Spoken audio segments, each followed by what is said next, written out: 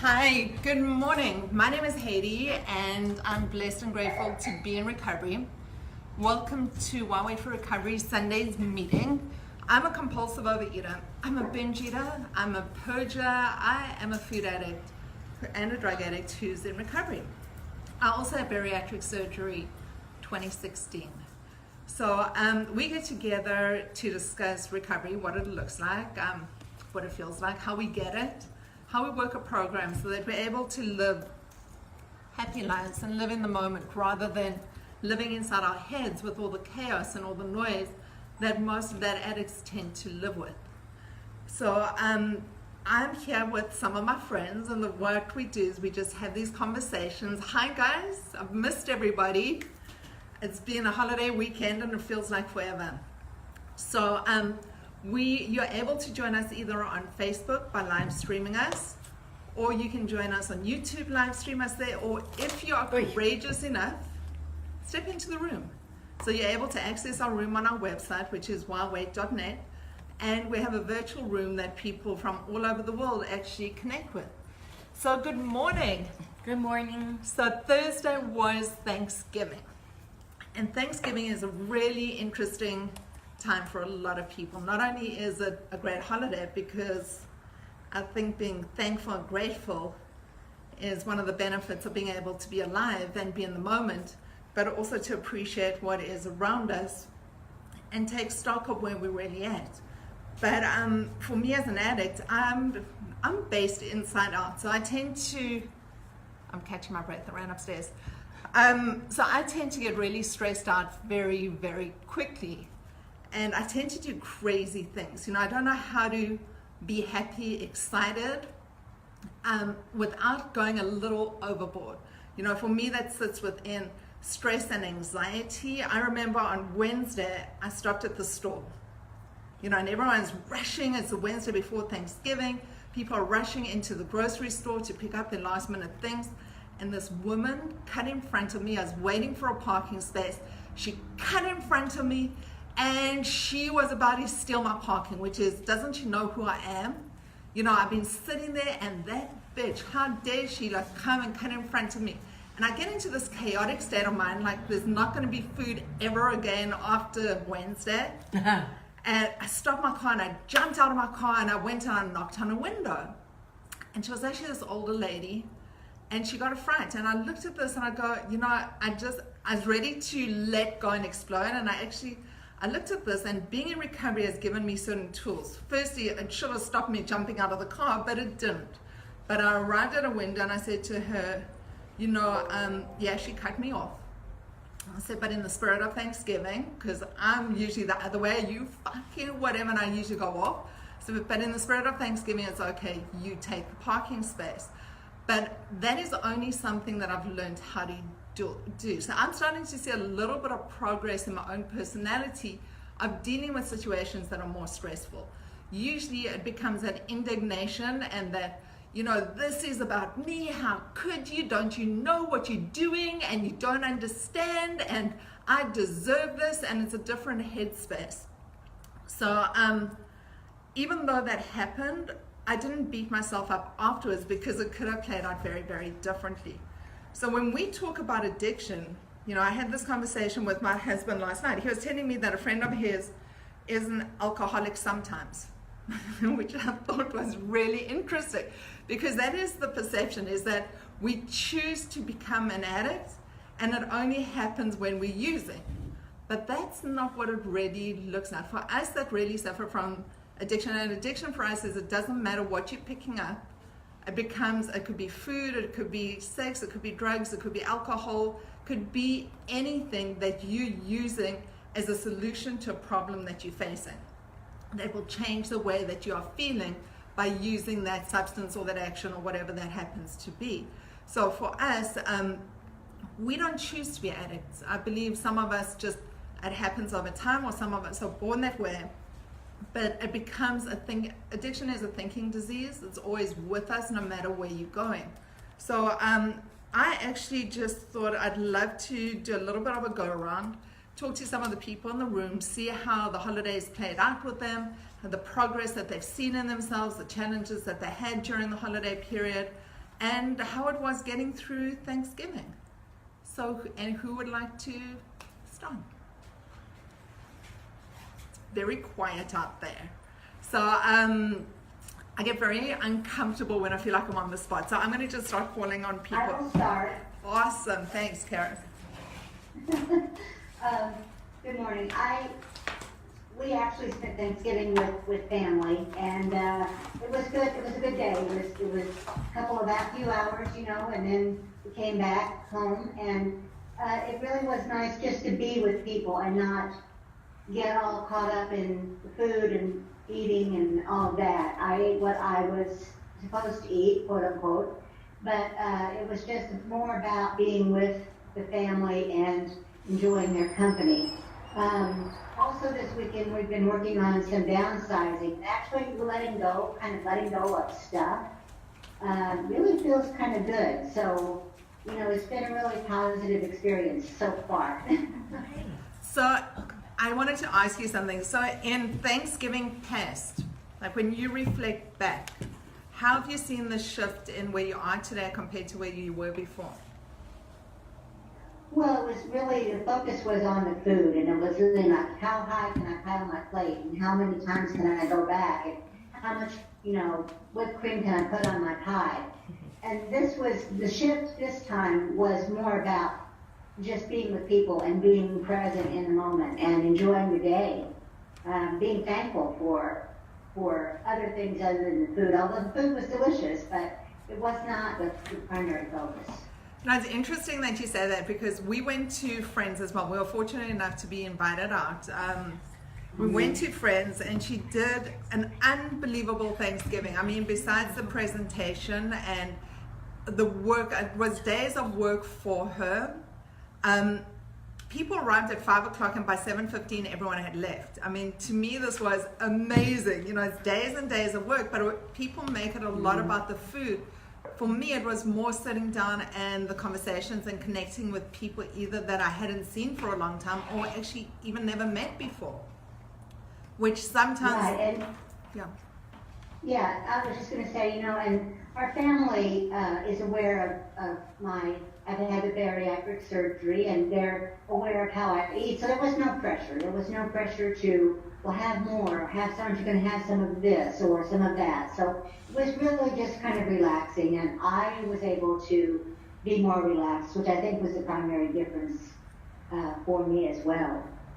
So you said something else as well, which was really interesting for me. So you not only are you focusing, we were always focused on shedding pounds, you shedding clutter in your life as well by downsizing, which in a way is also cathartic. We put a lot of emphasis on stuff, either getting stuff, keeping stuff, accumulating it, storing it.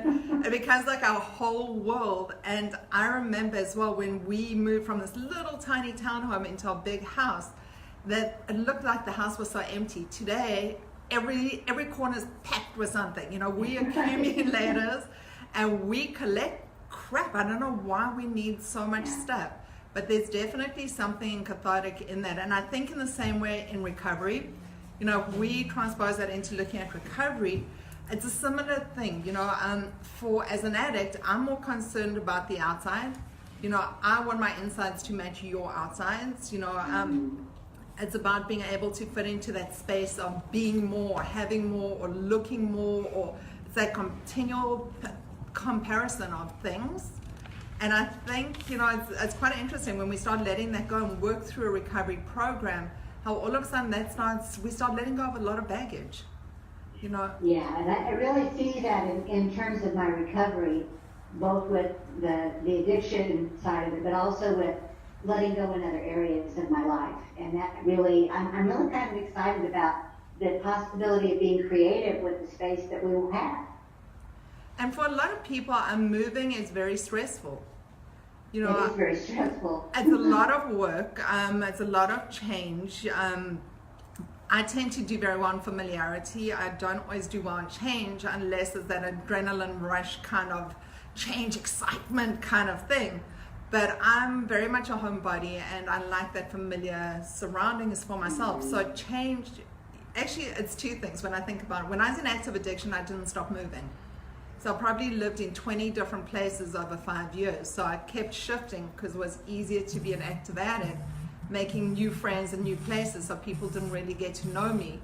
But the thing is, when I stepped into recovery, it became a little bit different because then I started valuing where I am right now and trying to be present in the moment, which is, it's a different way of thinking. But thank you so much for sharing. Anyone else has any thoughts for what happened over Thanksgiving or where you're at right now? I'll share. Sure. We can't hear you. Go, Laura. Oh, okay. Here it is. So Thanksgiving was good. We had a really nice time. It was good to be with friends. It was so nice not to be worried about being around the food, and it was so nice, not to have that, that constant. You go and you're excited to have the meal, but you're also at the same time kind of worried about how much you're going to eat, and then overeating and how you feel afterward. That full feeling, and you feel gross, you enjoyed it in the moment, and then you're like mad at yourself because you're like, I went and I ate everything and I'm not any closer to taking care of myself or losing my weight or whatever your goal is. So that was nice. And how was it the next day? Because when we had those binges, how did you used to feel the next morning? Can you hear me? Yes. Yeah, we can. So the next day, so in the past, before you stepped into recovery and you'd have Thanksgiving and you'd go and you'd gorge yourself and it was all about the food, how did you feel the next day? Well, I felt terrible, right? And then I felt despondent because I felt like my food addiction, before I understood that it was an addiction, it always felt insurmountable. It always felt like it was something that I would never get beyond in my life. And it was a big burden. I mean, it was really, the weight of it psychologically was tremendous. So it's so nice to be able to go and have a day like Thanksgiving, enjoy my day, and be able to move on from it. It doesn't have the importance or the heaviness that it once did. So I found it interesting, like that shift in paradigm, because before, when we'd have these family events or these holidays, I think it was my duty to go and participate and eat. Okay, I really thought I had to go in and eat as much as possible. It was like that buffet kind of mentality. Get your money's worth. Okay, eat as much as possible. Well, actually, sorry, let's take it a step back. So I'd lose weight to go, so I could look good for everybody. So I'd do these crazy diets before the day so I could get that outfit and look really good, walk in looking good, eat myself to a coma. I mean, literally be comatose at the end of it, that I could hardly move and hardly think, and have that coma brain the next day and feel like shit. Yeah. And it became all about the food.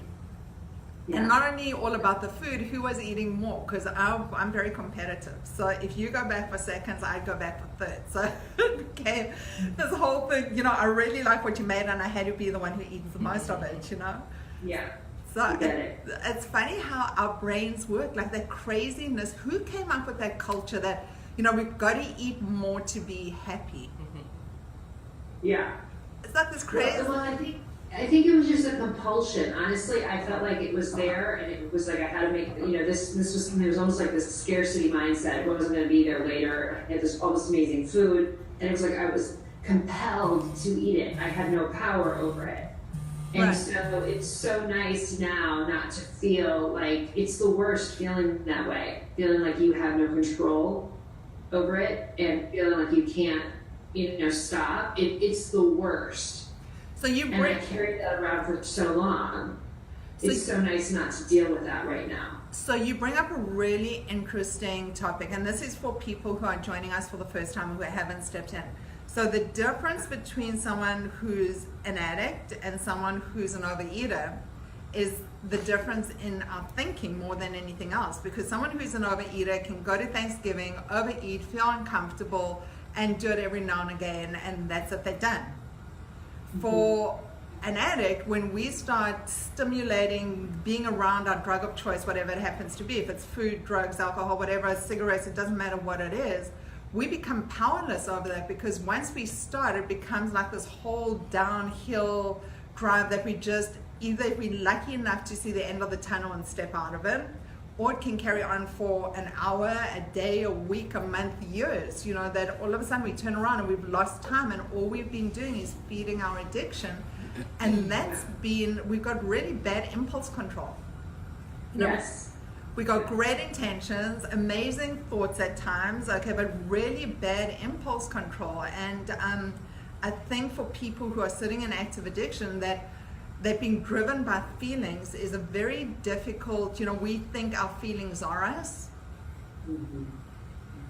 And when we lose sight of that, being able to take responsibility for our lives and not have that out of blaming it, well, I felt like it, or I couldn't stop, or I didn't know what happened, I think it's a very different kind of paradigm, but it's not something you understand until you have the courage to be able to stop picking up whatever it is. Become abstinent. Well done, Liz. You're doing awesome. I'm very proud of you. The abstinence really becomes key to be able to clear out that thinking. Actually, I heard something really interesting. The guy who developed Dilbert used to, you know the cartoon character Dilbert? So he used to be in banking at one stage, and they always told him, do not give a loan to someone who's following their passion. Like when it comes to a business loan, don't give it to someone who's following their passion. Give it to people who are in the most boring careers and businesses, because passions change over time. They're based on feelings, and your feelings today might be very different from your feelings tomorrow. And as addicts, our feelings are the things that really drive us. And we think that they're everything. So we're either feeling great, terrible, guilty, ashamed, or something along those lines, but we're not present. So thank you so much for sharing. Jess, how you doing? Yeah, okay, yeah. Yeah. I don't think we have Thanksgiving there. No, you guys don't have Thanksgiving, hey? Not in England. No. No, I don't think we do. No. Yeah, they don't have Thanksgiving, but they have other holidays that we don't have. So I know you've been going through certain challenges. How are you finding your recovery working with what you're dealing with at the moment? How's your headspace? Very up and down. Some days I'm finding that I'm managing okay, other days I'm finding myself all over the place. I suppose being in company with others helps that, but also for me it's getting that space.